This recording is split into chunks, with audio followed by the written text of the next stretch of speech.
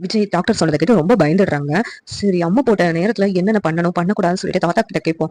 தாத்தாவுக்கு இத பத்தி தெரிஞ்சிருக்கும் அப்படின்னு சொல்லிட்டு விஜய் தாத்தாவுக்கு கால் பண்றாங்க. தாத்தா ஃபோன எடுத்துட்டு, "என்னப்பா விஜய், பசுபதி பத்தின தகவல் ஏதாவது கிடைச்சுச்சாப்பா?" அப்படின்னு சொல்லிட்டு கேட்கறாங்க.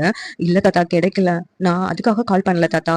அதாவது அம்மா போட்டா என்னென்ன பண்ணணும், பண்ணக்கூடாதுன்னு உங்ககிட்ட கேட்கறதுக்காக தான் கால் பண்ணேன் தாத்தா." "என்னப்பா உனக்கு ஏதாவது உடம்பு சரியில்லையா?" அப்படின்னு சொல்லிட்டு தாத்தா பதட்டத்தோட கேட்கறாங்க. உடனே விஜய் வந்துட்டு, "இல்ல தாத்தா எனக்கு ஒண்ணும் இல்ல. காவேரிக்கு தான் அம்மா போட்டிருக்கு. அதனால தான் அவங்க கிட்ட கேட்கிறேன்." அப்படின்னு சொல்லி விஜய் சொல்றாங்க. அவனு, "நீ இப்ப எங்க இருக்கப்பா?" அப்படின்னு சொல்லிட்டு தாத்தா கேட்குறாங்க. "நான் காவேரி வீட்ல தான் தாத்தா இருக்கேன்." அப்படிங்கிறாங்க. "என்னது காவேரி வீட்ல இருக்கியா? உன்ன தலைமறைவா தானே கொஞ்ச நாள் வக்கீல் இருக்க சொன்னாங்க. அப்படி இருக்கும்போது காவேரி வீட்ல இருக்கேன். இதெல்லாம் அவங்க வீட்ல உள்ளவங்களுக்கு தெரியுமா?" அப்படின்னு சொல்லிட்டு தாத்தா கேட்குறாங்க.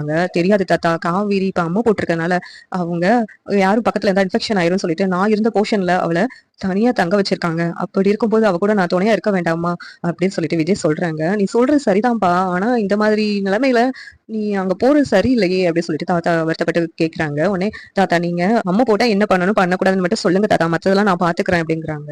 சரிப்பா, அம்மா போட்டிருந்துச்சுன்னா வீட்ல சுத்தபத்தமா இருக்கணும். என்ன அதுவும் இல்லாம வேப்பிலைய அ கீழ போட்டு அதுல தான் படுத்து இருக்கணும். வேப்பிலைய சுத்தி வீடு ஃபுல்லா கட்டி விடணும். இந்த மாதிரிலாம் ஃபாலோ பண்ணணும்ப்பா. அப்பதான் வந்து வீட்ல உள்ள கிருமியெல்லாம் அழியும்.